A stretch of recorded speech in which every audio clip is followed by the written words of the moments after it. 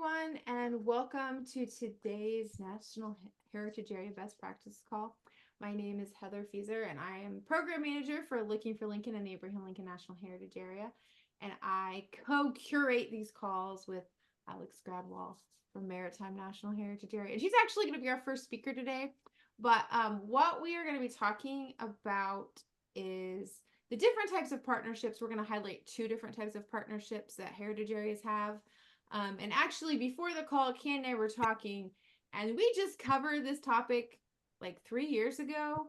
So at the very end of the call today, I'm going to put the link in to the YouTube channel because we had like 3 or 4 different best practices calls in fall of 2021 on different types of partnerships that may be of interest for individuals who are very interested in this topic or maybe working on developing their management plans and different things like that. So I will circle back to that later, but first we're going to let Alex talk. And after Alex, Candy Street from Silos and Smokestacks is also going to be sharing about partnerships. And yeah, without any further ado, Alex, you ready? Yeah, thanks, Heather.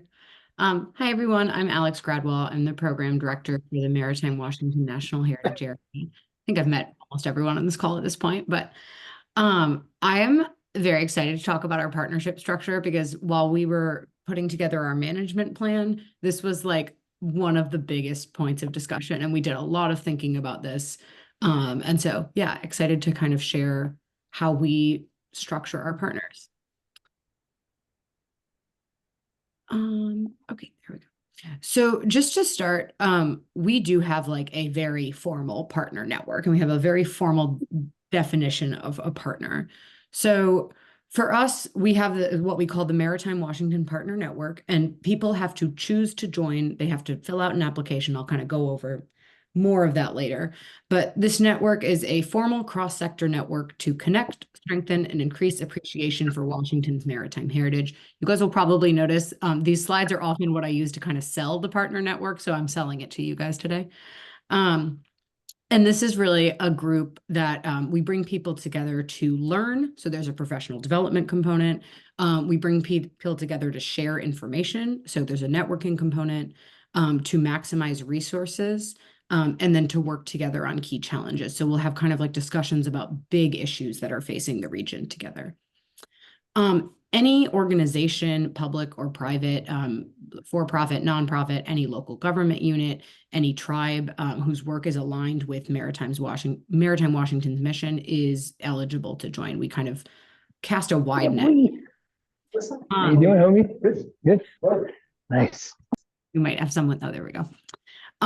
And just kind of as some background of why we decided to do it this way, during our management planning period, which was 2019 through 2022, we had a lot of people say that like they knew collaboration was important and they knew that having stronger relationships with their local governments, with tribes, with each other, would help them accomplish their missions. But a lot of people just said, we don't have time. Like, I know that this is important and I don't have time to do it.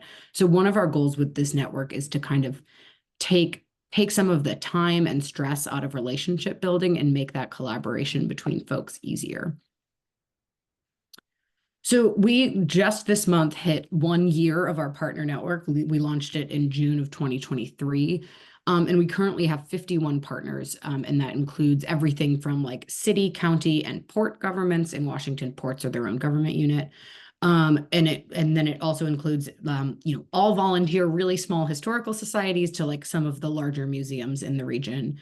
It includes tourism marketing entities. We have like the state of Washington tourism entity as a partner, and then also like everything to small individual tour guides. We have industry groups, we have small businesses. So it really is a pretty wide net. So in terms of the resources that are available to partners, kind of like what do we offer them? What value do we offer them? We offer networking support. So we have a partner listserv, we have a directory with contact information, and probably most importantly, we have networking events. That does seem to be the thing that people get the most out of. We have an annual meeting, we have regional discussion groups, we have happy hours. Obviously, everybody loves a happy hour. just to kind of introduce people. And it's always kind of fun to see after that, like who meets for the first time. There's been like projects that have come out of those already. So the networking part is honestly my favorite part. We also, of course, offer education and learning opportunities. So we kind of build that as professional development. We'll have workshops. We're having a workshop next month about how you can promote responsible tourism and visitation at your site. We have field trips.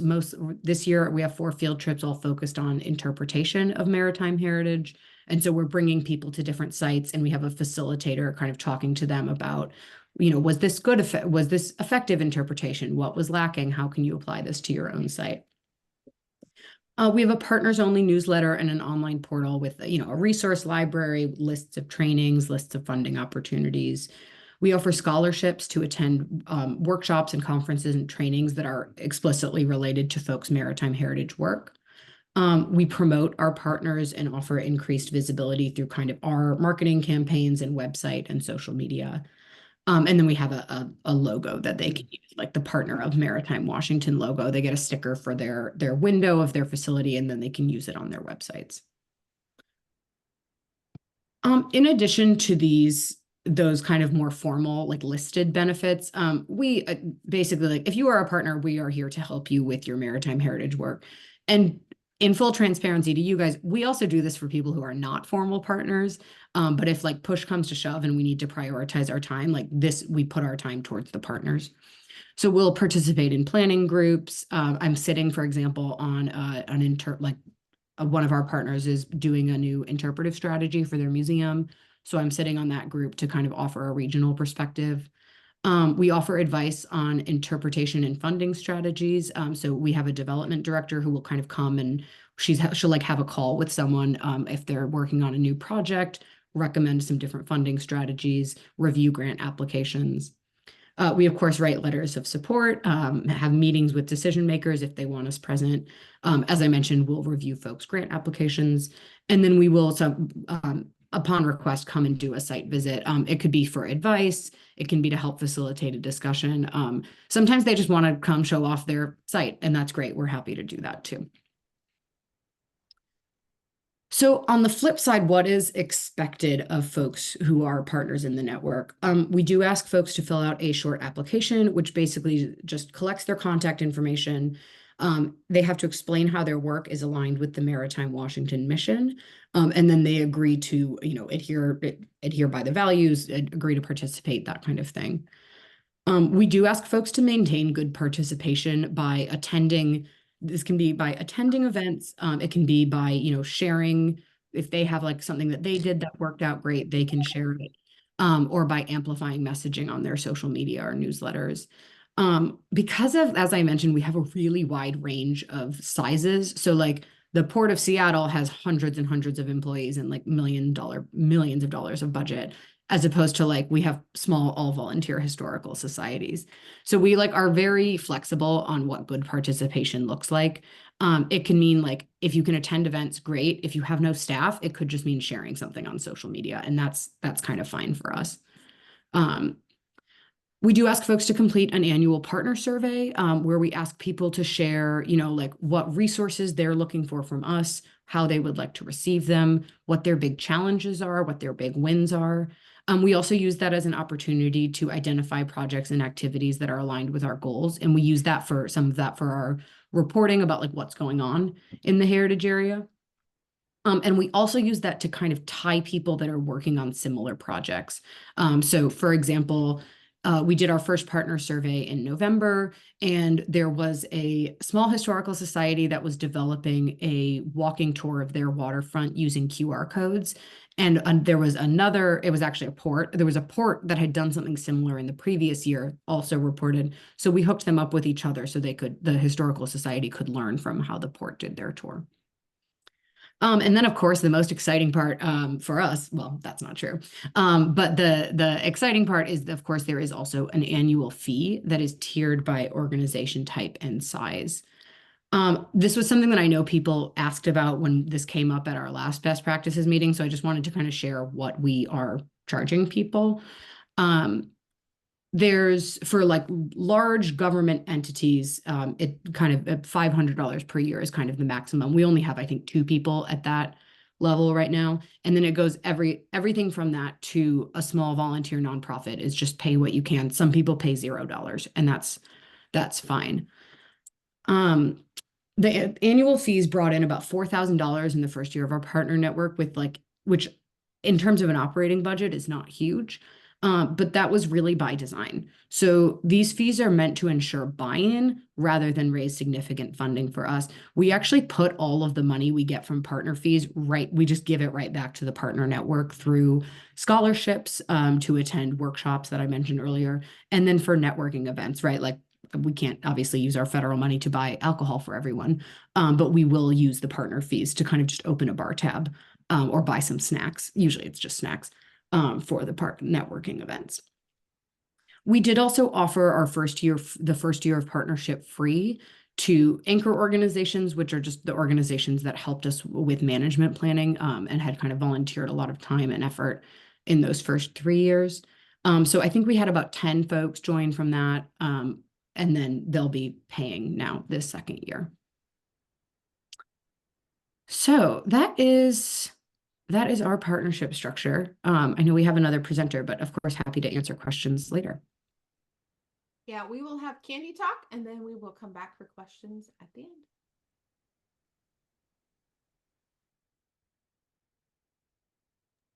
Hi, everybody. Just unmute myself. I'm going to take a moment to share my screen.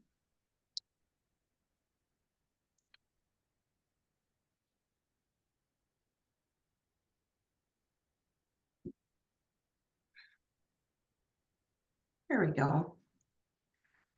Well, I'm always welcome questions and emails about our program. I'm happy to share it, have been sharing it for a number of years, but it's just one way that this way works for us. And obviously you need to be looking at a program that fits your demographic and your region.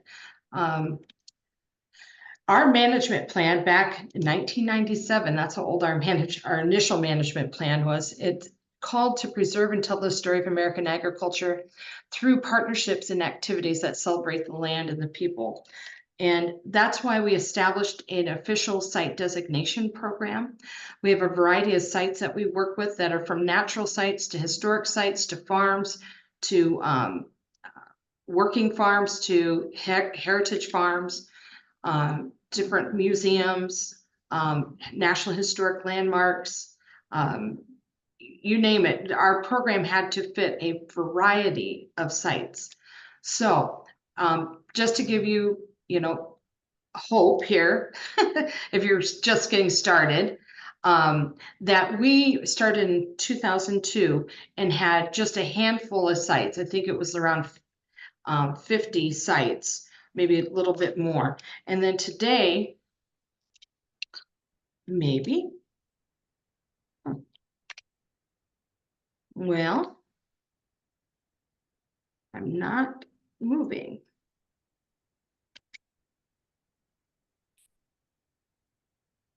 All right, let's try that again. Here it goes. We have over 110 sites. I will tell you this, that back in 2018 to 2020, during over COVID, we did an evaluation process of our sites. And we did lose some sites because they were not meeting the criteria or no longer felt that they were working in the same intent that we had started the partnership. But we also lost some sites over the years to basically sites not having a succession plan, and many of them are mom and pop operations, and so they did not have anyone to take the reins. Here's what our site designation process looks like, just in a flow chart. Basically, a site will contact us, and the first thing we ask them to do is fill out a pre-application. And that basically gives me their name and contact information and a glimpse into the type of site that they are. It asks to tell me the type of site they are and what's their main story connection to agriculture. always in the forefront is that we're asking the site to demonstrate how do they tell and share the experience of American agriculture through their Iowa stories. And so what happens is after I receive their application, I then go do a site visit. Do I sometimes go do a site visit before I have that pre-application? Yes, but most likely it's the first thing I do so that we can start the information, get them in our database and get them flowing with information.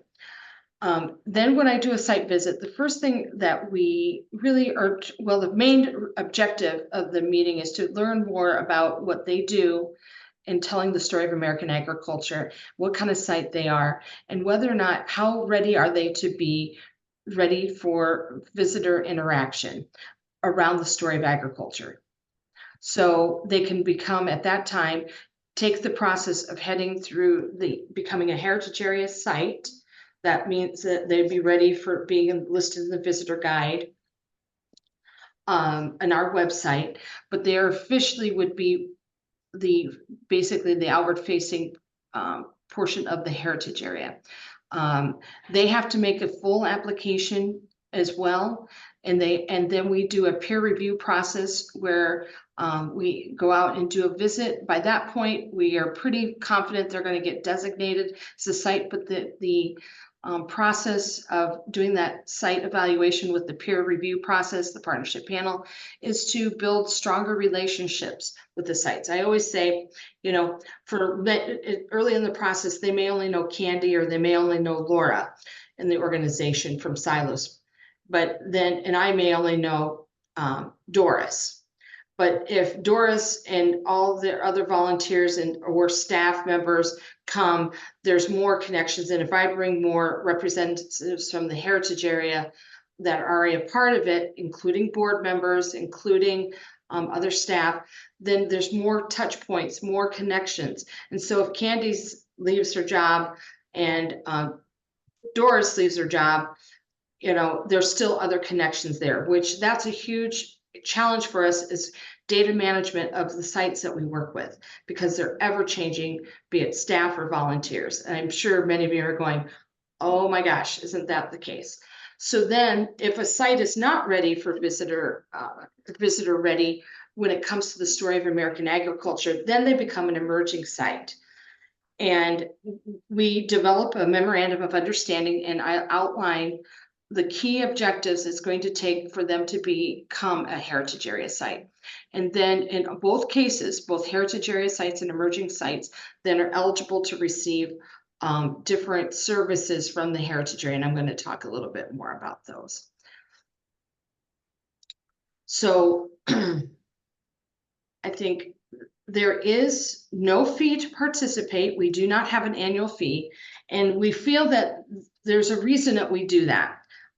Is because the heritage areas are part of our program work, and we feel that they should be receiving the work of the heritage area at no fee for participation. We do sometimes have some workshops and things where they're fee-based. Things are a little more extensive, but we also offer free programming as well. But we do have now a one-time startup fee for newly designated heritage area sites. And I'm sure people are going to ask me what that number is, so I'm just going to tell you because I didn't write it on my slides. If they have a nonprofit that has one full-time equivalent or less, there's $150 for one-time fee. If it's over one full-time equivalent, then it's $250. Those are for the nonprofit. And then if you're a for-profit operation, it's $350 for those sites. Now, that is to cover changing of the visitor guide, changing of the website, all kinds of online, different signage and things to help show their affiliation to the heritage area. All those things cost money. This is not even it's a fraction of the cost that we incur for that one-time setup fee, but we want them to have a little skin in the game, just like the speaker before us was talking about, Alex. So the criteria that each site has to meet is related to their location and accessibility within the heritage area boundaries, the level of interpretation that they have, what stories they're telling, but how they're telling them. Then how significant or authentic they are, how are the management and protection practices. It's not one size fits all, which is kind of challenging for us, because what we talk about with a museum and what we talk about in a working farm are two very different things. So our criteria do allow for that. Really, where we focus our efforts is really developing that interpretive movement. And each site has to fit into at least one of these interpretive things. And we have a whole larger interpretive plan that we work with the site to use.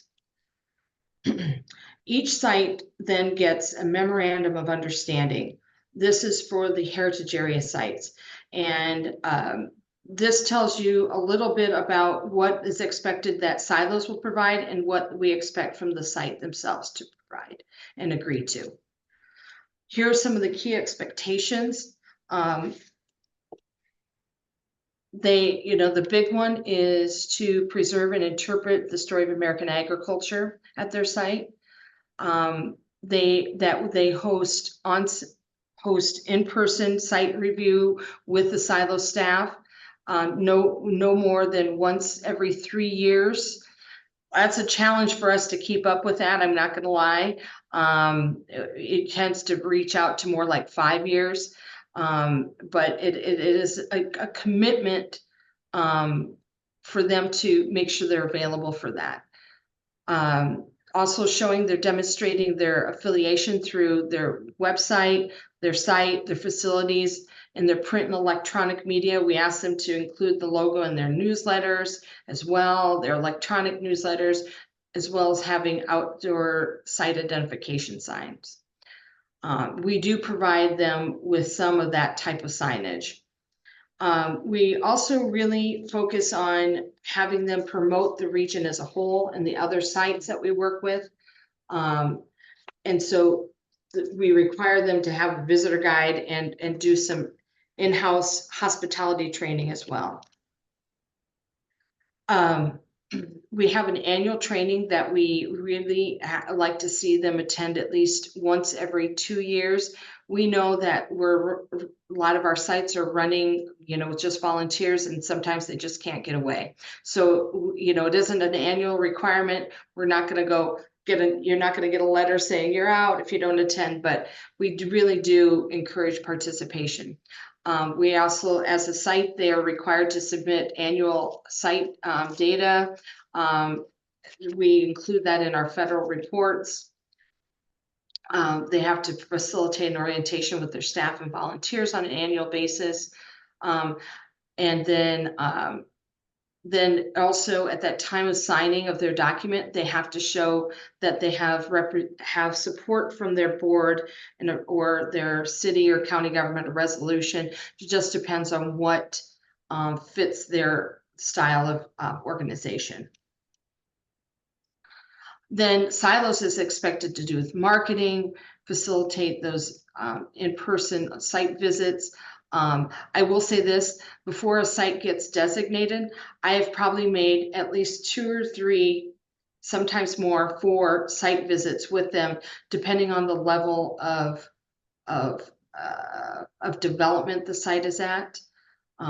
So it is not a fast process. And part of the reason we did that is that we used to get a lot of calls saying, people just raising their hand and saying, hey, can you put me in this visitor guide you have? And this is a way to slow them down and really get their bigger buy-in into the project, into the program. We know this is a hook, but it's not the only reason. And I would agree with Alex, it's really, a big part of it's about access to resources, but it's also about that networking.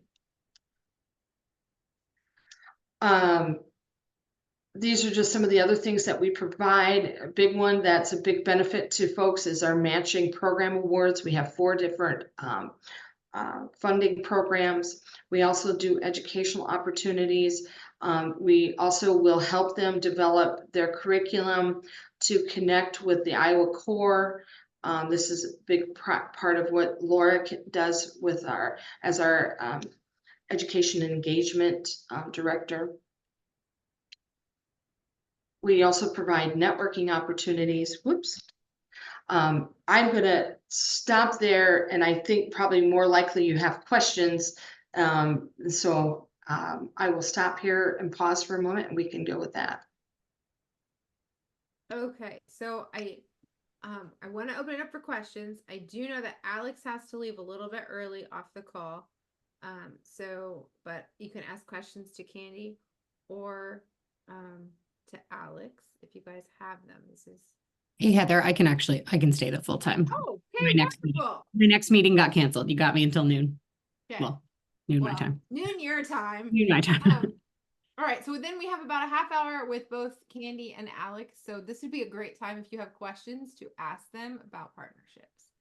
Leslie, you'd like to go first. Yeah, I have a couple questions. You touched on it a little bit, Candy, but I'm wondering if you both have sub-grant programs, and if so, is it limited to your partners? And, how do you get around the negative press of a pay-to-play kind of sub-grant program if they do have to be partners and you do payment? Yeah. Well, that's one of the reasons why we do not do a fee-based annual fee for membership. And we have just for the first time this year, because of budget constraints for program money, we will only be offering the grant program to our designated heritage area sites and emerging sites. That's the first time that's happened. Previously, other types of partners could apply. Now we're just saying that you have to go through a partner site to be able to be eligible. So for instance, as an example, we sometimes have documentary organizations or documentary folks that want to do something around the heritage area, but they're going to need to partner through a site first and be an eligible applicant. Okay. We'll see. This is our first year doing it, so we'll see how it goes. We also have funding for school groups to pay for their transportation costs. So the schools themselves apply for the transportation grant, the field trip study. But otherwise, other pushback, I don't know, we'll find out.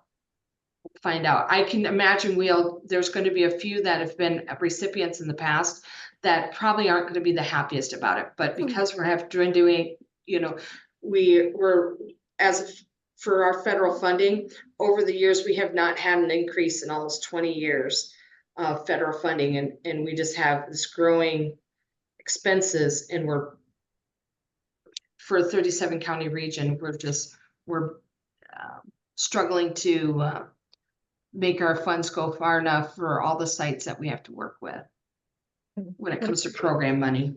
Okay. Thank you. Thank you. What about you, Alex? Do you guys have a sub-grant program? We do have a sub-granting program, and explicitly to avoid the pay to play, it's open to anyone. You don't need to be a partner to apply. I'd say we just wrapped up our second round of grants. I'd half of the grant recipients are partners, just because a lot of the big maritime players in the region are partners. But yeah, half were not. We're trying to entice them all to join. But yeah, it is open to everyone. The only funding that I guess technically sub-granting that we do that is only open to our partners is the scholarships for trainings and workshops. And we feel like that's okay because we're using partner funds to pay for that. We're not using federal money for that. That makes sense. And then the second question has to do with, do you have any major DMOs, destination marketing organizations in your NHA that are also partnership or member driven? And if so, do they see this as competition to what they're doing? We kind of lucked out with that one, the state of Washington Tourism, the DMO for the state, because we don't have a state agency for it. They were a paid membership organization, and 3 years ago they stopped being a paid membership organization. So I think we like avoided some of the competition there. Some of the local DMOs are still paid membership, and we haven't gotten any pushback from them because I think they see this as like pretty different from what they're doing. Nice. And Candy, what about you guys? We have a working relationship with them, but we do not we don't have official agreements with them. We have talked about creating a different type of partnership program just for them, but they tends to be project based. And they will put ads and such in the visitor guide. But we are members of their organization and they, for the most part, they distribute our information and put it out there. So there is a good relationship. It's not formalized, Yep. but it is something we've thought about doing. All right. Thank you. So I was very interested in Alex's model.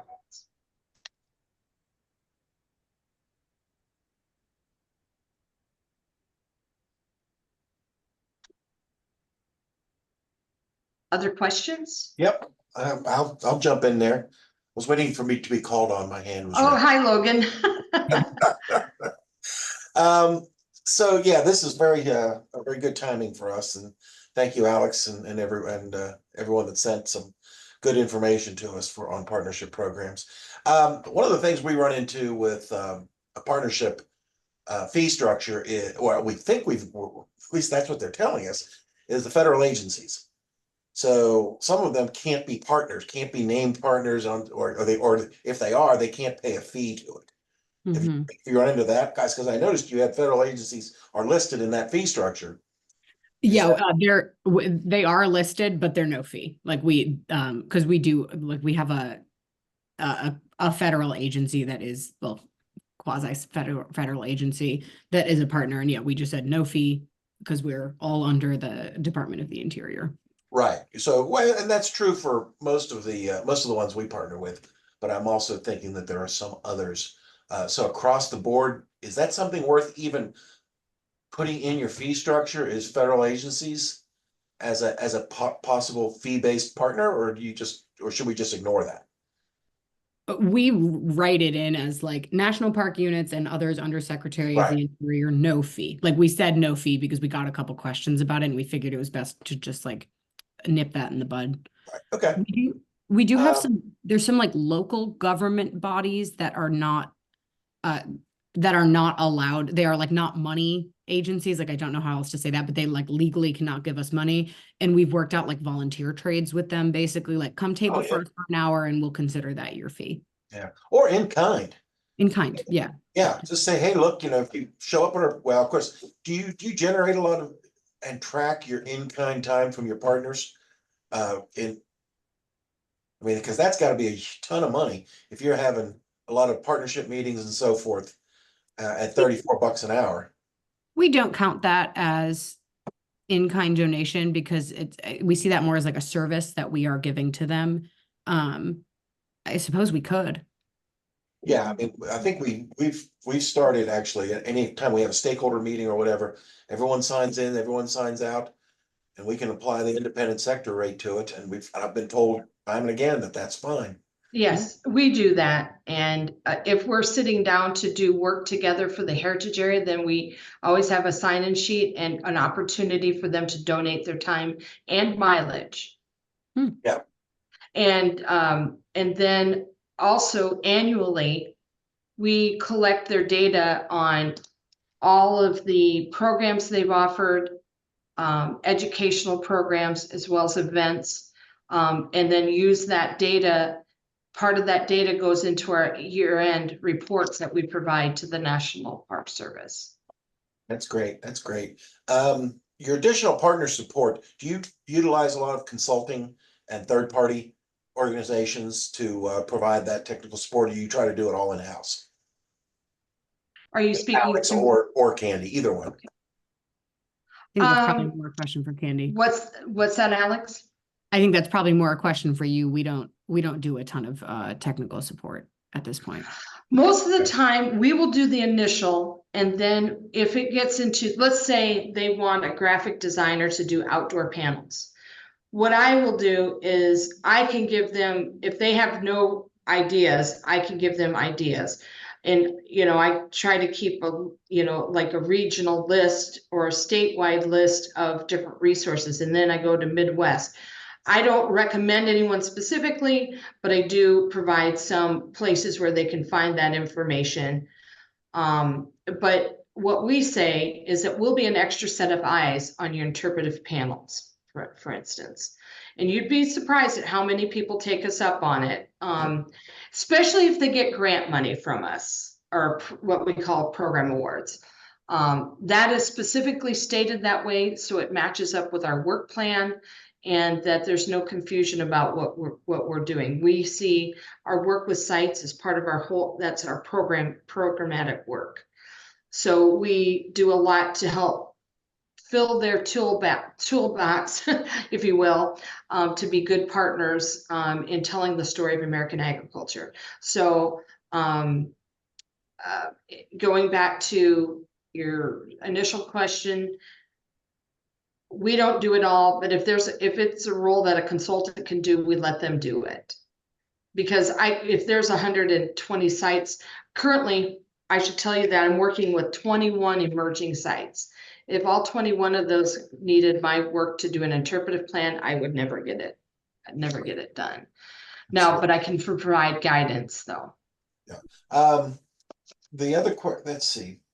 And I think I can reach out. We're doing both right now. We're putting together a partnership policy and program, and of course, we're going to look at what we're calling our discovery sites, which is parallel to what you're doing, Candy. But we've looked at, we've got 300 to 400 different assets on our list from our program planning. A lot of them include not sites that are important, but they have no interpretation. They're just there, coke ovens, and where they are and so forth. Do you anticipate doing anything with those, or do you just list them somewhere and really don't give them any particular just have them listed and don't pay much attention to them otherwise, with either of your programs? Alex, do you want to take it first? Or? Yeah, I'm not sure how relevant that is to us. We have sites that we promote that are not necessarily partners. So as part of our management plan, we identified 100 key sites, and then we kind of add partners to that list. But there's sites on there that are not really managed by anyone. They're owned by someone, right? But they're not a partner. So we'll promote those as well. They're like on our map on our website. Right. And then Candy, since your partnership program is focused on these sites it's more for visitor readiness, right. And we really try to make sure that there's a high quality experience. And so to meet the criteria and then have that peer process, we really hold to that. And if a site isn't willing to lift the bar, and we have a lot of sites, I would say, beyond the emerging sites, the 20 some that are serious about becoming a heritage area site, what happens is it really does take those other sites that just want to get in the visitor guide and just be kind of not being a very, I don't want to say a good partner, but they're in it just to take versus to give to the whole heritage area region. That tends to weed them out pretty fast. I would say I have potential sites, dozens and dozens, probably a couple hundred of them potentially, but we work with sites that really want to have a high quality experience.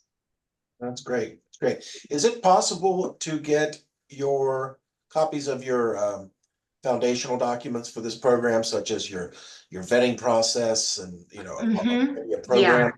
Because that's really what. And thank you, Alex, for sending yours information to us, because it gives us a play map of what it is we're trying to do. Because I think both of yours are right down our alley and will be a great template for. Anybody that wants that can email me, and I'll put my email in here. And some of it is like, it's a link to an application. So if you want to see the pretty part of it, you'll have to go look at the online application. But some of it, I'll send you, whoever wants it, I'll send you all the initial forms and things that we use and the criteria and the applications, as well as then there'll be links to the full application process as well. Be happy to share that. Great, thank you. And while Candy's doing that, I did put a link in the chat that links to the 2021 playlist where we did a whole series on partnerships of various different kinds. So I would recommend, if you are working on partnerships, Candy spoke on that one too. And I think she actually gave more details than she gave today, but there's also several other heritage areas featured on there. I think it was like 4 different, it was under the 2021. If you go to the NHA best practices called like YouTube channel, there's like that whole series. There's like 4 or 5 of them that are on partnerships that could be beneficial for those of you. So I'm going to put a plug in for the YouTube channel. Like every one of these that we do, we end up logging onto YouTube so people can go back and reference them. So I do recommend that. There's quite an extensive library now. And there's several on how to complete your annual report at the end of the year. So, that might be helpful. I think if you look at my the previous video, I really focused on, it was at a time when we just finished our evaluation process and how that affected our site designation process.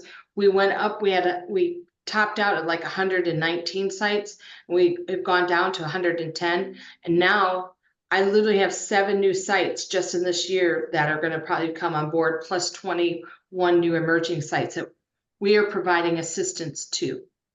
So that does start to define the level of workload that we have when it comes to our partner site organizations. Oh, that's great. Great. Can I ask a question slightly off topic? Just to toss it out there, but we're working on developing marketing and branding materials for our national heritage area and all national heritage areas in the state of West Virginia. I put that out in the ANHA listserv at one point. And we've cobbled together a video that is partly ANHA, this is a national heritage area, and that's why it's so great, and partly AFNHA add-ons, to kind of tell what we are. If anyone would like to see that, and if anyone has anything similar, that I'd love to share it with you. So feel free to reach out to me. I put my email on the. Well, thanks, Here. Logan. It looks like our next Sean has a question. Hello, everybody. Hi, Sean. Thanks for all the wonderful sharing today. I appreciate it. We are at Motor Cities looking at going through some changes to our partnership program. The things that I would after a long period of time, since 1998, since about 2000 when the management plan was done, there haven't been extensive changes. So I'm wondering from our 2 speakers today, what would you say would be the top 1 or 2 maybe motivators for the large numbers of partners you both are recruiting? That's basically it. What is the most motivating, or maybe the 2 most motivating things from them to want to sign up? And because in Candy, or one of your cases, you don't even tie it to sub-grant agreements, that particularly interests me. Sean, that's a great question. And it's something I ask myself every day. I'm like, why are you all doing this? But, I think I think for a lot of our organizations, they feel kind of alone in their work and unsupported. And I think just for a lot of people, talking to people, especially after networking events, just the chance to not feel alone in their heritage work, and to feel like they have people that they can call with questions. I think the sense of community it sounds kind of wishy-washy, and I was worried that wouldn't be enough. but people do really seem to get a lot of value out of it. Honestly, it kind of reminds me of like ANHA. We're all in our little worlds doing this kind of weird job that no one understands. And then you get together and feel like you have this community of people that you can ask questions of and be supported by. And frankly, I think that's been pretty powerful for our partners. I will say one thing that we do that I think was very helpful is we hosted networking events when we launched and then asked people to join as partners. So I think they got to like experience like, oh, this is what it is before we asked them to join. Gotcha. Okay, that's very interesting.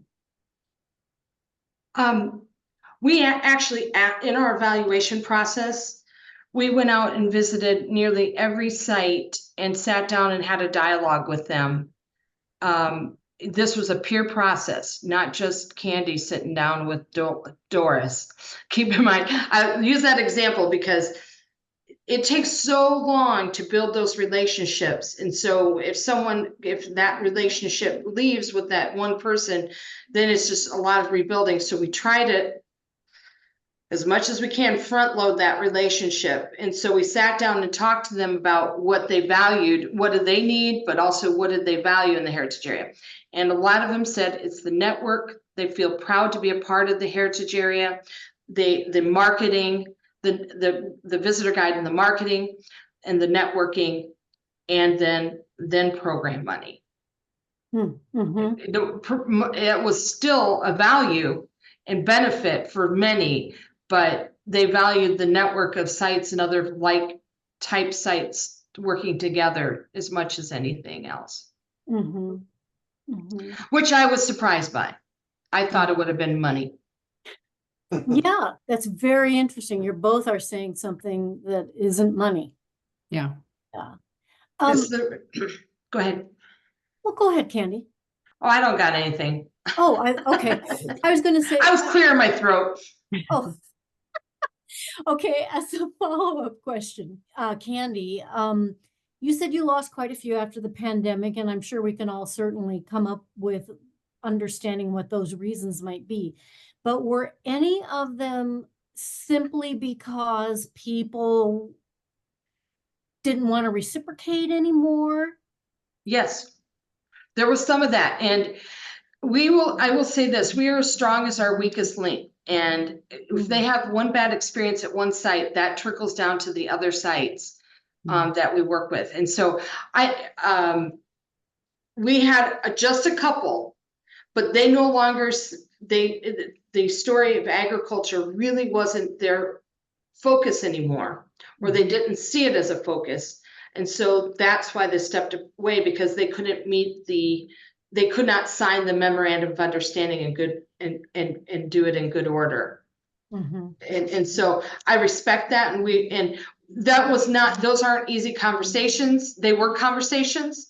They were face to face. They weren't just an email. So that tells you about the level of relationship we have with them. Yeah. You know, that it was only a handful. Otherwise there was closures due to, health issues and people not having successors, or certain sites just closed for various reasons. Like we see that with vineyards a lot, they come and go. Mm-hmm. But then we've seen this whole swelling of new interest, which is blowing my mind. I'm not going to lie. It's one of the best couple of years we've had with new interest. But I think that goes to the strength of really preserving that network of sites to be a strong network. And so people value it and want to be a part of it. Interesting. Okay. That's good. And congratulations on that. Alex, another follow-up question for you. You said you didn't charge people the first year to become a partner. Is that what you're calling it, a partner? Yeah, we didn't charge a very select group of people the first year. So okay. if we had a organizations that helped us out with management planning. They helped with outreach and facilitating focus groups. And we gave them like a discount code for their first year to get their first year free. But that was only 10 out of the 50 members. The other 50 paid their regular dues, or 40 paid their regular dues. So did you see any attrition that you would attribute to that? Well, The second the second renewals are happening right now. So far we've Okay. had 2 people come up for renewal that got free last year and they both paid. So 100% Okay. free so far. I suspect we might lose 1 or 2. But we purposely put the fees low enough that like they're not meant to be difficult for people.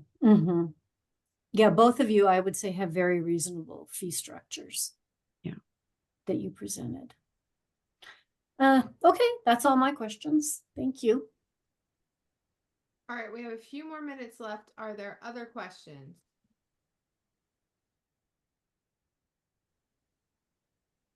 I want to say that we have moved to using the sites. They're doing business as a match, as part of our match, because we invest so much in the sites that we work with. They are the face of the heritage area, if you will. And so whatever their cost of doing business is, we feel that that is a valid match to being a part of the heritage area and to doing the work of the heritage area. So we only take a percentage though. If their site is 10% ag related, then they will take their operating budget and then give us 10% as their match and subtract anything that's non-federal, that is federal. That is something we've transitioned into the last couple of years. That came out of our evaluation process with the site saying that they've, that's, that is the expense they have to participate in the heritage area. Someone, if there was a membership fee annually, that's one thing, but we're getting far more value from the site by showing this percentage of the work that they are, the operating budget they already have. Is that match capped at your expense on behalf of the site? Logan, I'm not sure if I understand your question. Is that match capped at your expense? Yeah, if you average that on an emerging site, let's say your average out-of-pocket cost to technical assistance is $5,000 for that emerging site, do you cap the match that you take credit for at that? Or on the technical assistance side, we don't, all we do is just document their time and commitment to the process. We don't really do any other match for emerging. Okay, well, for any site. Any site, I don't, unless they put it in their budget and the number they give us, I don't know for sure. We don't cap or anything. We just do a percentage of the work that they do related to the story of agriculture. Okay. And I would say that's really lowball number. Right. And we felt most comfortable with that, not going too large, but it still brings millions of dollars. Millions. That's great. Yeah, I hadn't thought of that. And it's legitimately an expense that the heritage area has through their site. So yeah, that's game changing. Mm-hmm. So, Candy, I have a follow-up question to that about the match. So would the match increase? So let's say a site, like 50% of a site is agriculture. Would that then go up to like 50%? Or is it always at 10%? They annually can decide. And let's say I've had some sites that increased it because they had put in a temporary exhibit that just, took, they said, oh, that's going to increase their exposure by, whatever it might be, 30%. And I will tell you this, most Iowans are conservative when it comes to what number they use. So pretty modest. So when I try to get them to use the independent sector, volunteer rate, it's hard for them to do that. I understand that because if you look at the values, it's pretty substantial. So I as a fellow Midwesterner, I do understand the conundrum with that. But okay, Logan, you have another question? Yeah. So Candy, let me extrapolate to our situation on that match question. If we have a museum that is one of our designated sites. And Uh-huh. they have a $75,000 a year budget to provide an executive director and some other costs. Everything that museum does is telling the history, which is something under our themes, missions, and goals. And none of it is being used as match for another federal grant. And say all that is true, would we be able to take that full amount and treat it as match?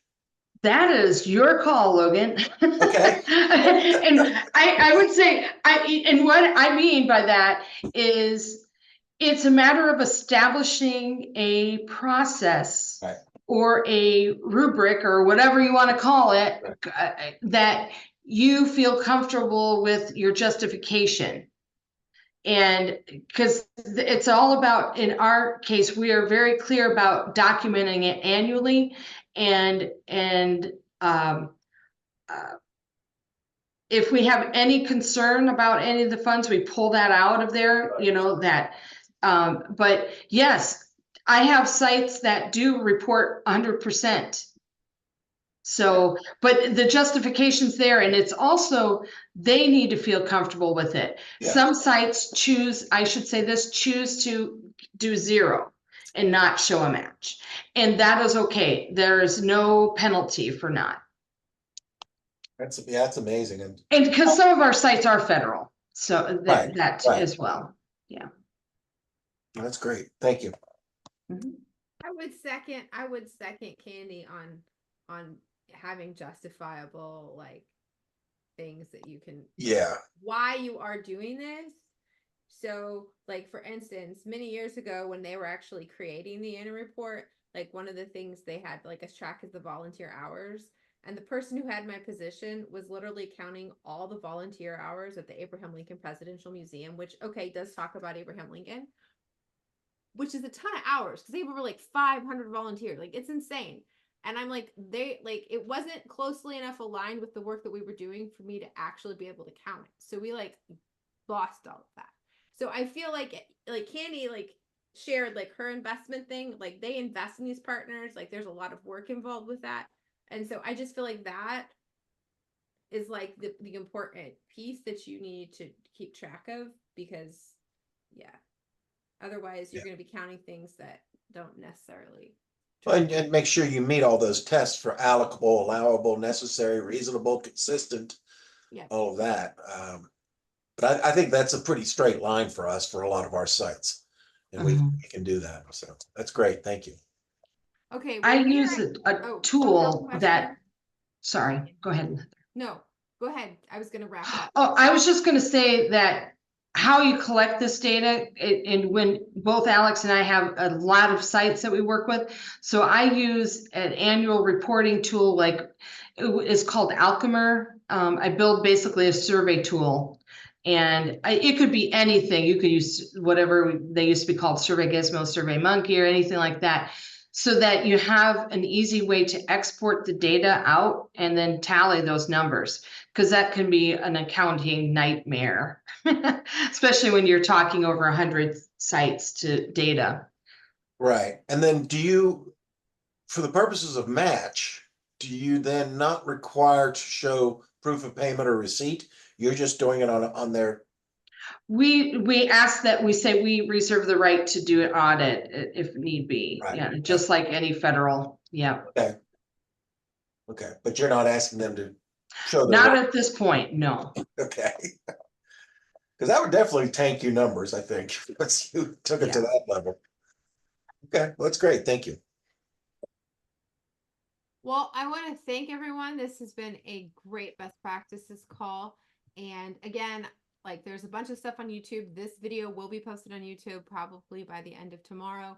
So